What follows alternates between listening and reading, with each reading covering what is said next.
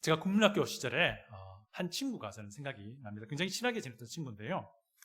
그래서 제가 미국으로 유학 오기 전에 마지막으로 대구에서 만나서도 이 친구의 복음을 전하기도 했던 친구입니다. 물론 그때 이 친구가 복음을 받아들이지는 않았긴 했지만 말입니다. 그런데 이제 그 당시에 이 친구의 어머니께서 저를 굉장히 이뻐하셨습니다. 이유인즉슨 자기 아들과 제가 좀 같이 놀아주라고요. 제가 그래도 그때는 잘 나갔습니다. 제가 그때 굉장히 똑똑하다는 소리 들었고요. 예, 하여튼 그랬거든요. 자, 그런데 이 친구의 집안이 불교 집안이었습니다. 제가 지금 기억하기로는요. 그래서 이 친구를 따라서 절에도 가보기도 했습니다. 물론 저는 어머니께 절에 갔다 왔습니다. 말씀을 드리지는 않았지만요. 근데 이제 지금도 기억나는 게요. 이 친구 가족과 함께 절에 따라가면서 일주문을 지날 때는 뭐 괜찮았어요. 그냥 평범한 그냥 문입니다. 그런데 두 번째 사천왕문이라는 게 있어요. 절에 가면 그런 게 있거든요. 사천왕문을 맞닥뜨렸을 때 그때 그 옆에 서 있는 큰 무서운 장군상들이 얼마나 무서웠던지 그 느낌이 지금도 남아있긴 합니다. 그리고 이제 이 친구의 아버지가 그 당시에 전자제품 도매업을 하셨어요. 굉장히 큰 부자였어요. 네. 그래서 이제 이 집에서 그 사업을 위해서 트럭을 자꾸 사게 된단 말입니다. 그러면 새 트럭을 사면 항상 고사를 지냈어요. 그래서 거기도 제가 따라갔죠. 예. 그때 저는 처음으로요, 저희 아버지가 그 당시에 이제 통닭집 하셨으니까 매주 한 번씩 이제 재래시장에 가서 저를 데리고 가셔서 뭐 장 보고 하셨거든요. 그때 이제 봤던 그 수많은 좌판에 널려있던 그 돼지 머리의 용도가 바로 이런 것이구나를 그때 처음 알게 됐어요. 예. 그리고 이제 그 집에 놀러 가면 곳곳에 놓여져 있는 작은 형상들이 기억이 나요. 아마 지금 제가 기억하는 그 작은 불상 혹은 달마상들이 곳곳에 놓여 있었던 것이 기억나고요. 또 그 집에 들어가는 현관문부터 시작해서 들어가는 방방문마다 문 위에 그 벽체에 누런 종이와 빨간색 잘 모르는 글씨가 쓰여져 있는 부적들을 항상 봤던 기억이 납니다. 그리고 또 대학교 1학년 때도요, 제 친구 하나가, 동기 친구 하나가 같은 학과에 자기 아버지의 차를 이제 가끔씩 운전해서 오기도 합니다. 그러면 이제 저를 태워서 집으로 돌아갈 때 저를 태워줬거든요. 그럼 저는 이제 그 옆에 그 조수석에 앉아서 자리 쭉 펴고 이제 편안하게 가는 거죠. 그런데 항상 그 차 탈 때마다 이 매트 밑에 발 밑으로 뭔가 자꾸 눌려지는 거예요. 이게 뭔가 싶어서 나중에 이제 한번 쓱 열어봤더니 실이 감겨져 있는 마른 명태가 있는 거죠. 이게 뭡니까? 고사 지냈던 흔적이에요. 그리고 이 차를 운전하면서 안전하게 지켜주십사라는 그런 나름대로의 그 신앙을 담아서 거기에 넣어놓은 부적과 같은 것이죠. 아무튼 저는 어릴 때부터 이런 것들을 많이 봐왔던 것 같습니다. 아마 여러분도 그러셨을 것 같아요. 오늘 성경 본문의 배경이 되는 이 고대 근동 문화에서도요, 지금 제가 말씀드렸던 이런 것과 같은, 그러니까 부적과 같은 역할을 하는 그 무언가가 있었는데 그것을 히브리어로 드라핌이라고 불렀습니다. 우리말 성경은 이 히브리어를 그대로 음역해가지고요, 드라빔이라고 표기를 하고 있는데요. 영어 성경은 이 의미를 좀 풀어서 설명합니다. 그래서 뭐 household gods 혹은 household idols라고 이렇게 번역을 하는 것을 봅니다. 여러분 아시다시피 고대 사람들은 다양한 신들을 섬겼어요. 이거를 이제 다신론이라고 말하는데요. 그들은 여러 신들 중에서도 집안을 보호해주는 신이 있다라고 생각했습니다. 그 집안을 수호해주는 수호신인 것이죠. 그래서 그들은요, 이 집안 수호신을 매개해 줄 거야 라고 생각하는 그런 형상을 만들었어요. 그리고 그것을 가장의 텐트, 이 당시에는 이제 유목생활을 했던 중동 지역이 그랬으니까요, 가장의 텐트에 잘 보관한다든지 혹은 다닐 때 몸에 지니고 다니든지 했다고 합니다. 그 형상이 자기 집안 수호신의 현현이라고 생각을 한 것인데 이것이 바로 드라빔이에요. 고대 근동의 드라빔이 고대 유물로 이제 발굴되는 걸 보면요, 크기가 굉장히 다양해요. 굉장히 큰 것도 있지만 또 굉장히 작은 것도 있었습니다. 이 드라빔이라는 이 히브리어 단어 자체가 사실 복수 형태예요. 그러니까 뭐냐면 이 하나의 형상만 가지고 이렇게 가지고 있었던 그 드라빔도 있긴 했지만은 이 드라빔 여러 개의 형상들 한 세트로 해서 한 세트 딱 맞춤 드라빔도 있었다라고 하는 거죠. 자, 그런데 이 드라빔은 이 주로 부조된 조각이었어요. 평면에 이렇게 조각을 해놓은 거였어요. 화면 한번 보실까요? 화면을 보시면요, 이런 형태예요. 되게 작지요. 그러니까 부조되어 있어요. 납작하다는 뜻이에요. 그러니까 오늘 이 본문 속에서 이 낙타 한 장에 집어넣고 그 위에 올라타도 될 만한 그런 크기 혹은 모양새인 거예요. 굉장히 작죠. 네. 오늘 본문이 바로 이 가장 큰 본문에서 해프닝이 바로 이 드라빔 이야기입니다. 라헬이 자기 아버지 라반의 드라빔을 몰래 훔친 거예요. 그리고는 이제 가나안으로 갔는데 이게 웬일입니까? 자기 아버지가 이제 그걸 찾으러 온 거예요. 그래서 막 라헬이 훔친 거 막 들킬 뻔했는데 자연스럽게 어떻게 하다 보니까 자연스럽게 넘어가는 이야기가 바로 오늘 본문의 가장 큰 핵심인데요. 오늘 이거 한번 좀 살펴보기 원합니다. 야곱이 이제 20년간의 하란 생활, 바단 아람이라고 특별히 지명을 명기하고 있는데요. 이곳에서 생활을 이제 정리합니다. 가나안으로 돌아가라라는 하나님의 최종 메시지를 듣고 야곱은 이제 돌아가기로 하는 것이죠. 라반의 손에서 완전히 벗어나게 됩니다.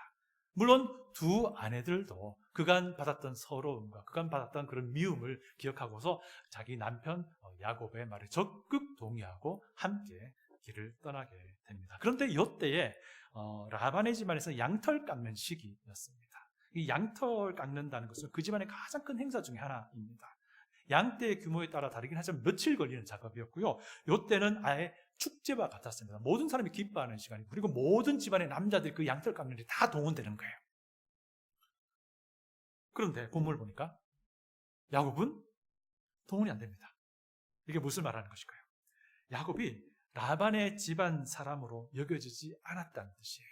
그때 야곱이 라반 집안에서 환영받지 못했다는 것입니다. 요 20년간의 마지막 후반부에 어떤 일이 벌어집니까? 이 라반의 아들들이 굉장히 이상한 루머를 퍼뜨리고 라반조차도 자기를 향한 그 얼굴빛이 달라졌던 것이죠. 그래서 이 라반의 두 딸, 야곱의 두 아내 라헬과 레아도 이런 말 하죠. 야, 우리 아버지가 우리 팔고 우리 돈을 꾹꾹했고, 그리고 그래서 우리를 아예 그냥 이방 사람, 외국인처럼 이렇게 여긴다 라고. 요 말이 뭐냐면 자기 아버지 라반의 가족에서 자기네는 물론 이거니와 야곱도 사위도 왕따 시켰다라는 것을 말하고 있는 것입니다. 그런데 이제 오히려 이것이 더 좋은 기회가 되죠. 야곱의 가족만 홀로 남게 되니까 이제 떠날 준비를 한 것입니다. 그리고 양털 깎기 작업장은 거주지에서 3일간이나 거리가 멀어지니 참 좋은 기회인 것입니다. 20절 보시면요, 이런 말씀이 있습니다. 야곱은 그 거취를 아람 사람 라반에게 말하지 않냐고 가만히 떠났더라. 야곱이 왜 말하지 않고 떠났겠습니까? 충분히 추측할 수 있습니다. 라반이 순순히 놓아주지 않을 것이 너무나도 확실하기 때문에 그렇습니다. 라반은 야곱이라는 고급 인력을 붙들기 위해서 14년 동안 붙들기 위해서 자기 두 딸을 팔아버렸잖아요. 그리고 나머지 6년을 또 붙들기 위해서 야, 네가 품삯 조건 한번 말해봐 해놓고서는 그 자리에서 확 입 씻어버리고 바꿔버리고, 그것도 10번씩이나 바꿔버린 사람이니 아무리 해도 순순히 놓아줄 것이 아니었던 것입니다. 그래서 비록 바람직한 방법은 아니었지만 그럼에도 불구하고 야곱 가족은 야반도주 하듯이 그렇게 떠날 수밖에 없었다는 것을 충분히 추측할 수 있습니다. 야곱의 첫 번째 목적지는 길르앗이었습니다. 길르앗은 어디냐면요, 가나안 땅의 북부 지방입니다. 하란에서 약 350마일 거리예요. 이걸 열흘에 걸쳐서 갔다는 거예요. 진짜 믿기지 않을 정도 속도로 간 거예요.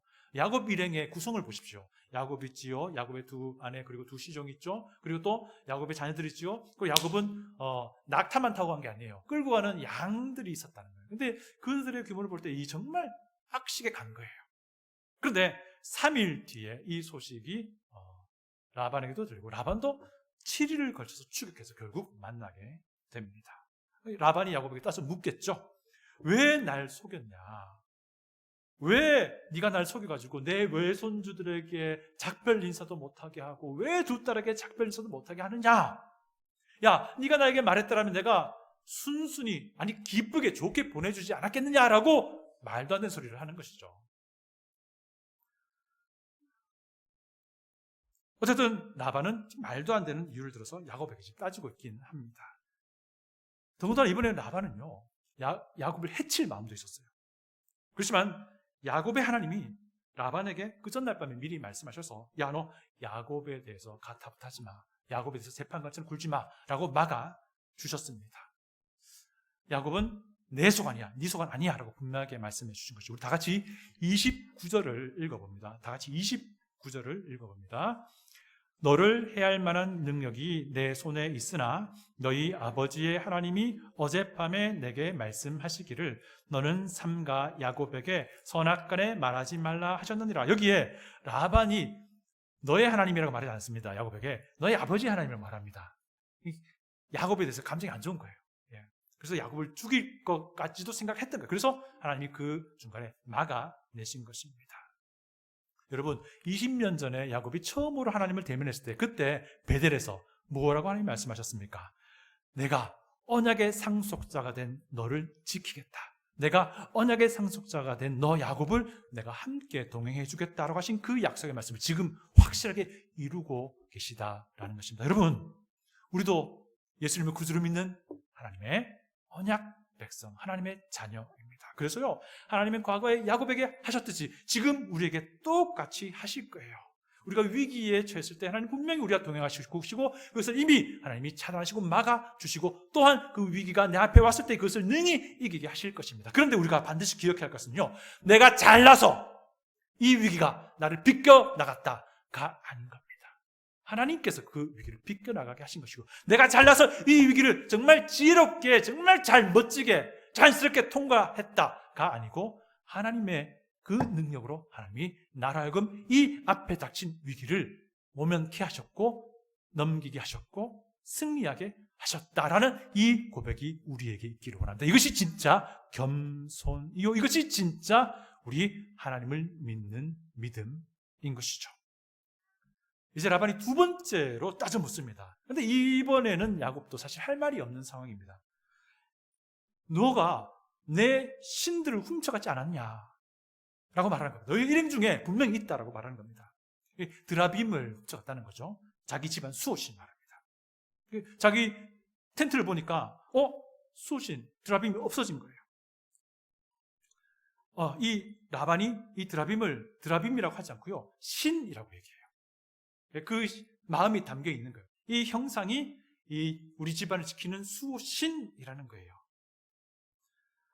그런데 이게 뭐가 문제가 있죠? 범인은 라헬이잖아요.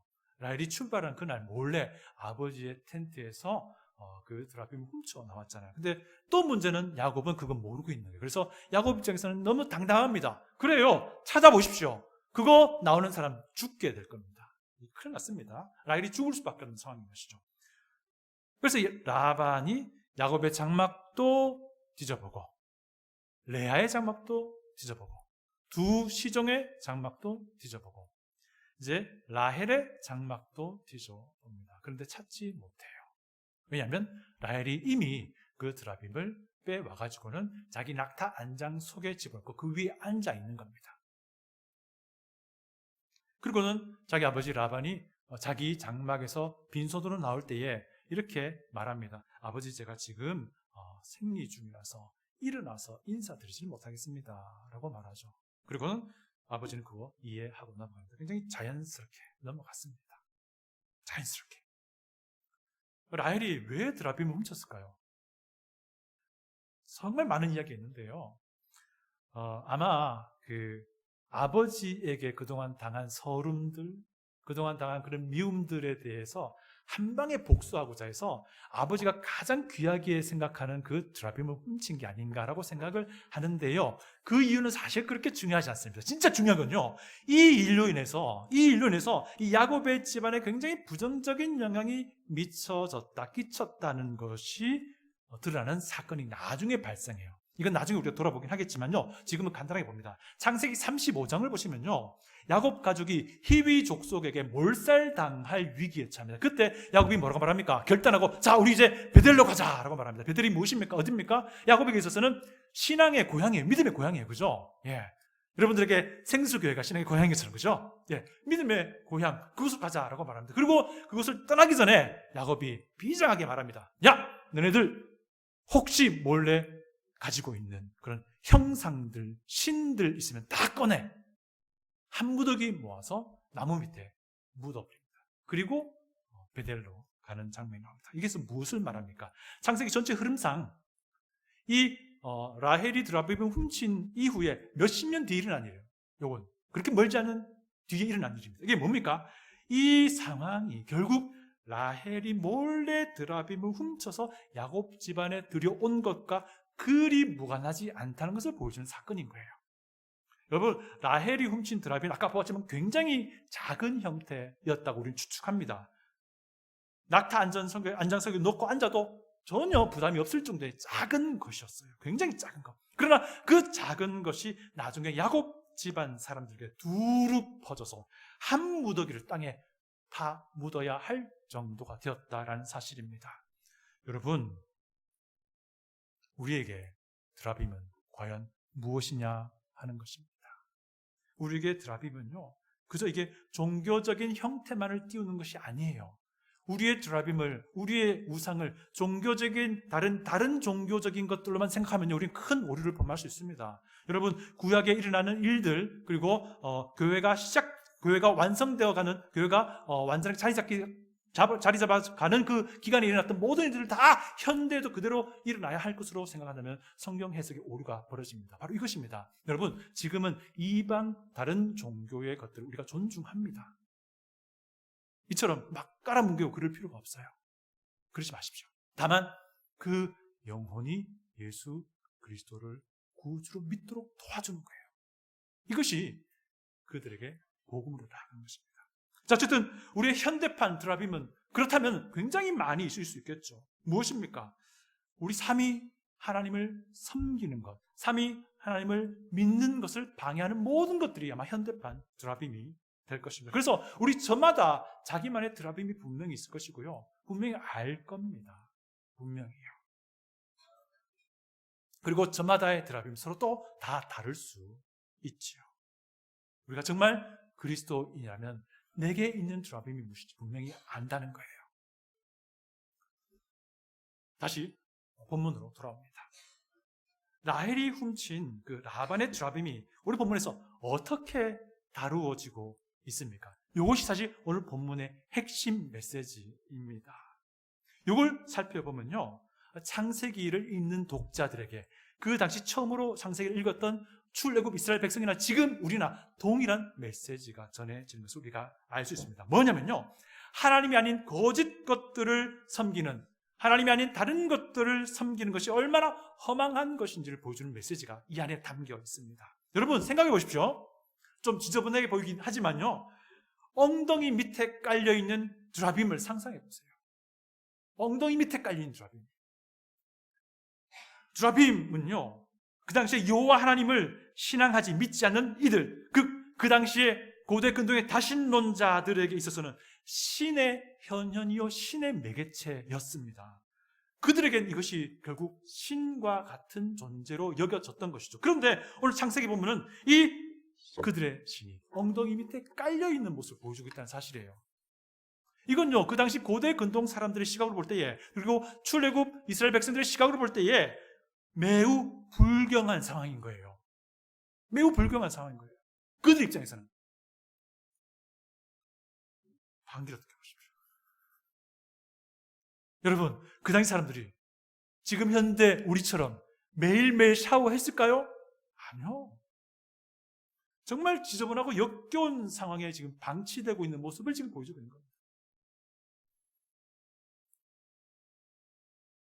거기다가 이런 상황이 라헬이 의도적으로 그런 겁니까? 우상을 폄훼하려고 그런 겁니까? 아니에요. 그거 아니에요. 어찌저찌 하다가 이런 해프닝이 벌어진 겁니다. 그래서 상황이 더 흥미진진해져요. 의도를 가지고 우상을 폄훼하려고 한 것도 아닌데 이 상황은 그들의 입장에 볼 때는 매우 불경한 상황으로 전개가 되고 있다는 사실입니다. 이게 무슨 말입니까? 모세로 하여금 이 기록을 하게 하신 성령 하나님이 우리에게 주시는 메시지가 분명하다는 것입니다. 거짓 신들과 그 매개체라고 알려진 이 형상을 섬기는 것이 얼마나 어리석은지를 고발해 주는 거예요. 더군다나 엉덩이 밑에 깔린 드라빔은요, 아무런 반응도 하지 않는다는 거예요. 또 한편 라헬은 생리 중이었습니다. 라헬이 이것을 거짓말을 한 건지 실제로 그랬는지는 명확진 않지만 그럼에도 불구하고요, 생리 중인 여인의 엉덩이 밑에 깔려있는 드라빔이라는 설정은요, 그 자체로 굉장히 강력한 메시지가 나오는 겁니다. 여러분, 시내산 이후에 출애굽 이스라엘 백성들은 이미 율법 규정을 알고 있어요.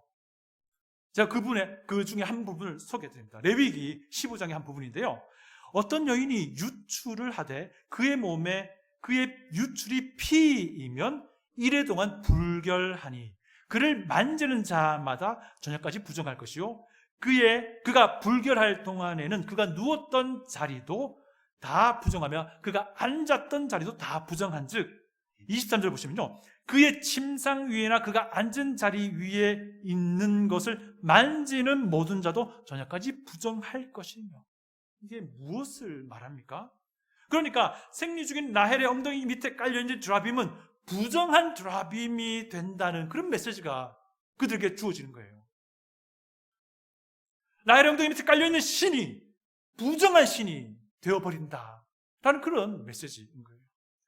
신이 부정해질 수 있는가? 만약 사람에 의해서 부정해지는 신이라면 그건 이미 신이 아니라는 메시지예요. 생리 중인 라헬이 드라빔을 깔고 앉아 있다는 설정 그 자체가 굉장히 큰 메시지를 주고 있는 겁니다. 신이라고 여겨지는 존재가 사람의 엉덩이에 깔리는 불경한 상황이 펼쳐집니다. 역겨운 상황이 펼쳐집니다. 부정함에 접촉돼서 그것도 부정해집니다. 신이라는 존재로 여겨지는 그것이. 그럼에도 불구하고 이 신은 아무런 반응을 하지 않는 거예요. 이런 신이라면 신이 이미 아니라는 것을 우리에게 말해주고 있는 거예요. 사랑하는 여러분, 오늘도 우리는요, 그리스도인으로서 이 땅을 살아갑니다. 삼위 하나님을 그 어떤 것보다도 사랑하는 우리는 그리스도인으로 이 땅을 살아가는 거예요. 삼위 하나님의 이름을 높여 올려드리는 우리는 이 땅을 그리스도인으로 살아가는 것입니다. 예수님을 매 순간마다 닮아가고자 몸부림치며 나가는 우리는 예수님의 제자로 이 땅을 살아가는 겁니다. 하나님의 말씀을 참 사랑하고 그 말씀에 순종하고자 하는 우리는 하나님의 백성으로 이 땅을 살아가는 사람들입니다. 어떤 사람은 현대판 드라마를 이렇게 정의합니다. 하나님보다 사랑하는 모든 것. 네, 우리에게는 이런 것들이 분명히 있어요. 나의 드라빔이 분명히 있다는 겁니다. 저는 여기다 몇 가지 더 추가하기를 원합니다. 하나님을 알아가는 것을 가로막는 모든 것이, 예수님을 닮아가고자 하는 것을 가로막는 모든 것이, 하나님의 말씀에 가까이 나아가고자 하는 것을 가로막는 모든 것이, 하나님의 말씀에 순종코자 하는 것을 가로막는 모든 것들이 지금 나의 드라빔이라는 거예요. 그런데 이 드라빔을 꼭 붙들고 있는 것이 얼마나 어리석은 일이냐 하는 겁니다.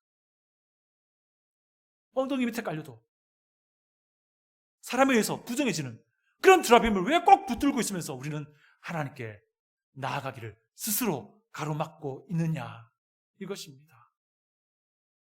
사랑하는 성도 여러분, 마지막으로 묻습니다. 나의 드라빔이 있다면 그것이 무엇입니까? 그 드라빔을 철저하게 뒤로 내던질 수 있기를 축복합니다. 다 같이 기도하겠습니다.